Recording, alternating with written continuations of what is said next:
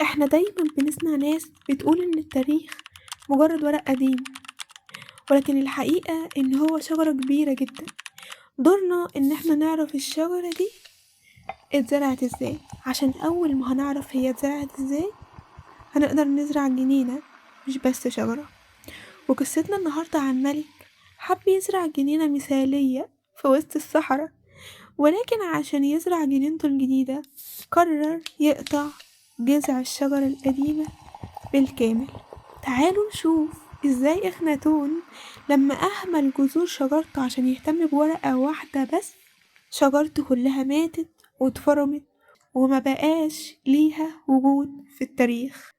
جذع الحضارة المصرية اللي كان ثابت في الأرض الآلاف السنين هو مفهوم المعد، يعني التوازن الدقيق واليومي بين الروح والمادة، بين تلبية مطالب الشعب وبين حماية حدود البلاد. إخناتون انبهر بالورقة الدينية جدا اللي هي ديانته الجديدة آتون، ولكن عشان يغذي الورقة الجديدة قرر يقطع قنوات الري عن كل الجذور. قفل المعابد التقليدية اللي كانت بتدير مخازن الغناء وحركة التجارة، فحصل شلل اقتصادي في البلاد وأهمل حلفائه في الشعر.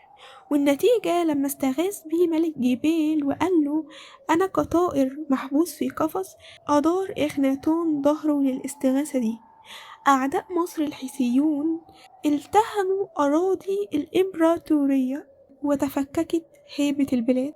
وبمجرد ما مات إخناتون وبسبب إن جذور شجرته كانت جافة وميتة، العاصمة بتاعته ما قدرتش تعيش سنتين كمان. الناس انقلبوا على إرثه. ابنه توت عنخ آمون تولى الحكم علشان يكتب على لوحة الترميم في معبد الكرنك ازاي البلاد كانت في خراب وبؤس روحي ومادي بسبب إهمال التوازن والآلهة.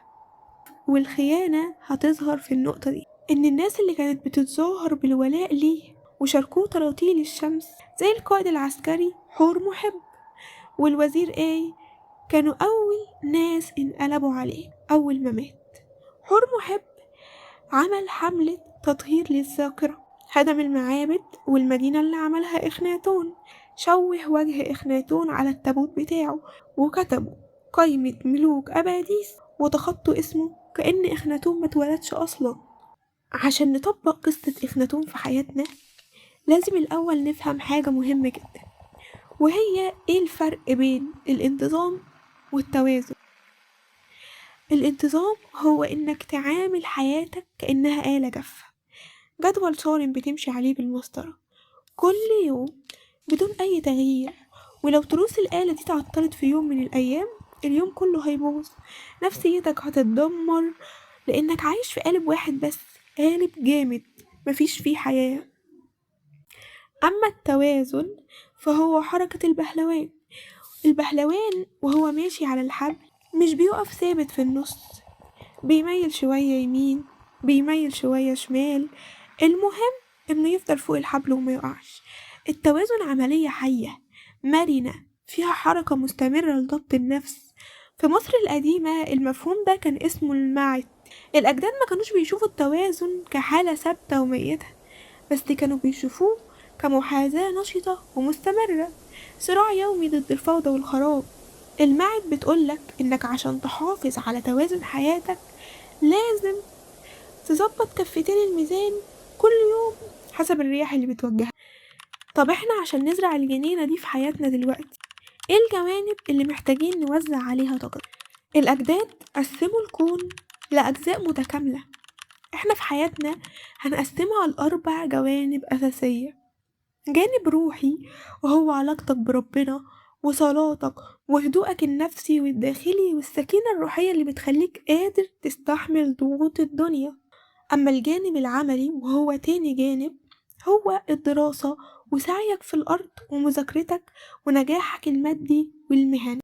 الجانب التالت هو الجانب الجسدي، جسمك اللي شايلك، أكلك نومك رياضتك صحتك، يعني لو صحتك قلت في يوم مش هتقدر تقوم بباقي الجوانب التانية.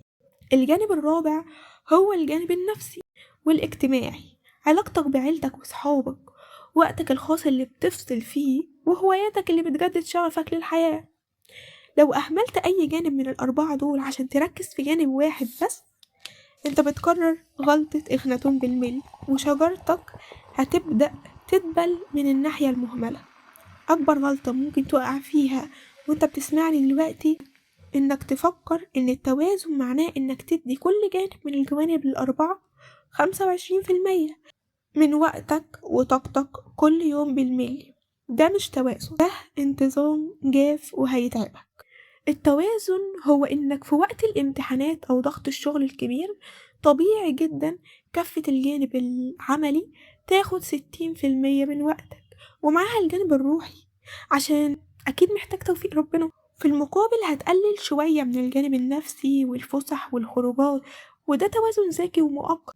والتوازن برضو معناه إنك في وقت الأجازة أو بعد مشروع متعب طبيعي تعيد ضبط الميزان، وكفة الجانب النفسي والجسدي تاخد وقت أكبر عشان ترتاح وتنام كويس وتخرج مع أصحابك تسترد طاقتك تاني. السر مش إن كل كفة تكون متساوية بالظبط مع الكفة التانية، السر إنك تكون واعي وعارف إمتى تميل يمين شوية عشان تعدي العاصفة، وإمتى ترجع تاني للنص عشان كفتك ما تميلش بزيادة. تاريخ أجدادنا مش ورق قديم زي ما بتسمع، ده الجذع اللي بنتعلم منه ازاي نعيش. اخناتون عاش ومات وهو بيحاول يفرض جانب واحد بس على الحياة، وأهمل الباقي فدمر نفسه ودولته. اعرف جوانبك الأربعة وخليك مرن زي البهلوان، وافتكر دايما ان التوازن رحلة يومية وتصحيح مستمر. شاركونا في التعليقات ايه اكتر جانب حاسين انه مهمل في حياتكم ومحتاجين ترجعوله التوازن.